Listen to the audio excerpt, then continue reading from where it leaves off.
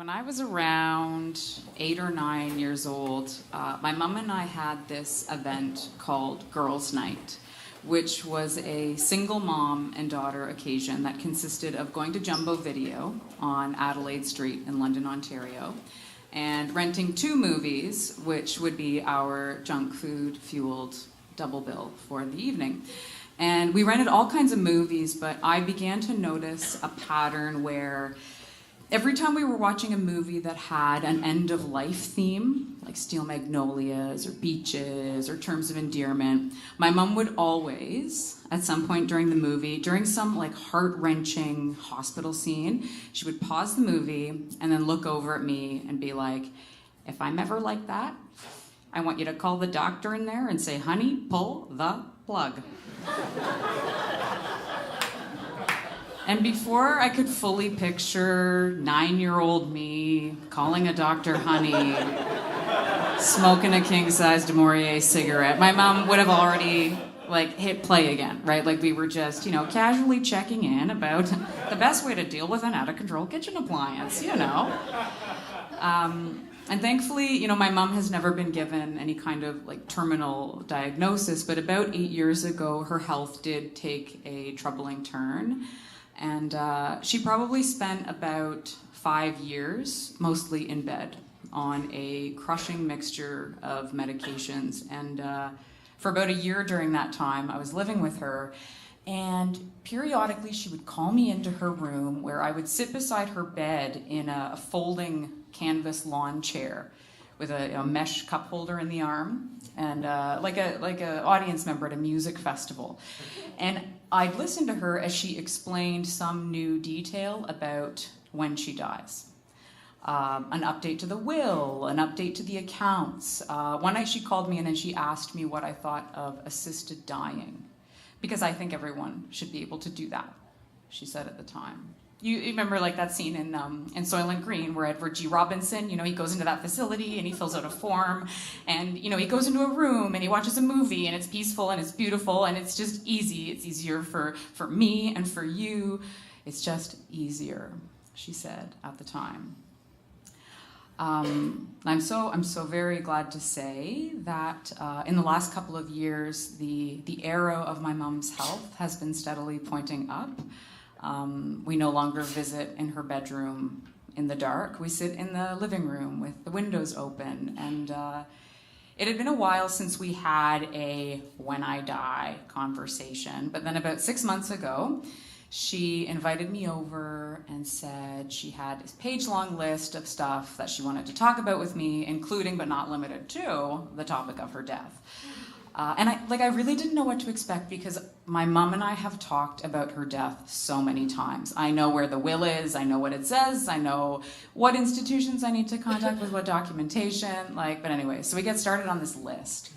And she's sitting in her big black leather recliner, which is supposed to envelop you like a benevolent Venus flytrap, right? But she's perched on the end of it, looking over her glasses, pen and paper in hand, like a very diligent chairperson presiding over a sacred agenda, right? And so we get started, on the first few items on the list, which are do you want this crock pot? Why is my soundbar echoing when I put on Turner Classic Movies? Should I join Facebook? And, so after a few strike-throughs, she's like, okay, so when I die, are you thinking funeral or celebration of life or... And I just look at her and she's like, well, because I want to prepay for my funeral. So I'm just wondering what kind of an event you're thinking. Not that you have an event. I mean, you don't have an event. I don't care if you do. But if you do, I just kind of want to have all that arranged for you. So just want to kind of get your thoughts on that. So at this point I realized okay, this conversation is not about existential intervention. This is not a symptom of depression. This is straight up event planning. My mom, she has she has a new lease on life, and what better way to validate that than by making sure your death is an absolute fucking blast, right? So I say to her, well, celebration of life for sure, but don't worry about that. I'll take care of that. I mean, we're just gonna have a party. Oh, a party, she says. I like that. She starts flipping, as though the mention of a party has activated some other list. And then she says, so in terms of a party, music-wise,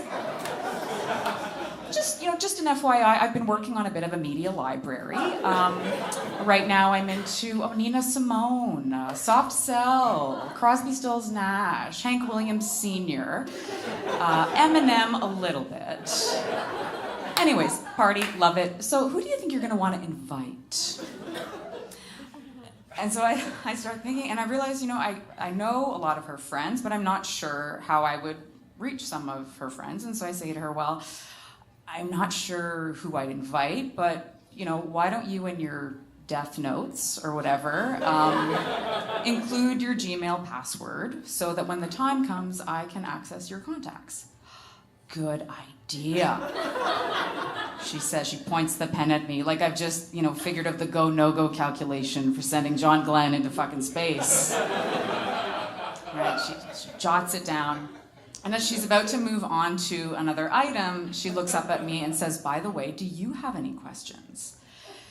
And my first impulse is to say no, because during these conversations, I've tended to listen to what my mom has to say while privately thinking to myself, I'm not going to actively take part in this. I'm not going to help you put more energy into planning your death than living your life. But this conversation, it feels different, right? It feels genuinely pragmatic. And so I'm participating. And I say to her, yeah, I do have a question. Do you have any wishes for this house? Oh, yes, she says. She gets very serious. She says, I do have wishes for this house. I want you to sell this house. And when you do, I want you to create a goddamn bidding war. A bidding war. Absolutely. She tells me about when she bought the house and paid $7,000 over the asking price. Well, I'm sitting there mentally adding to the list of things I know about myself. Not the kind of person who would ever start a fucking bidding war. But I say to her, okay, I know where you're coming from. I'll try my best. And so then, we go through a couple more items on the list. What color should I paint my dresser? Do you know anyone who could make a mobile out of these decorative glass balls I bought on Kijiji for $20? Then we're back on page 1, and my mom is like, okay, so back to my death. And at this point, I can tell that she's saved something kind of important for this moment because she pauses. And then she says to me, how would you feel about writing my eulogy now so I can hear it before I die? And I just laugh in her face. I can't, I've been so good up to this point. Right? But I think she was prepared for that because as soon as I started explaining to her, I think a eulogy is a specific document that can only be elicited by a death, she starts waving her hands in the air and she's like, I know, I knew you were going to say that. I was just thinking about your grandfather's funeral, my father, and, no one wanted to do the eulogy. And so then you got up there and you did the eulogy, and honestly, it was the only time I cried the entire funeral because what you were saying about him was nicer than anything either of my parents ever said to anyone their entire lives, and I was just sitting there thinking to myself, my God, I can't wait till I die so Misha can do a eulogy for me. So we both laugh, and she says, I know you must think I'm crazy sometimes, but listen, I really do believe in having my affairs in order so that when the time comes, it's just easier for you. Do you know what I mean?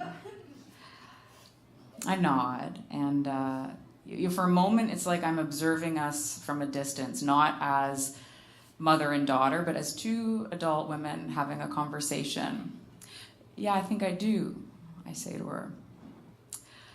I think I know exactly what you mean. Thank you.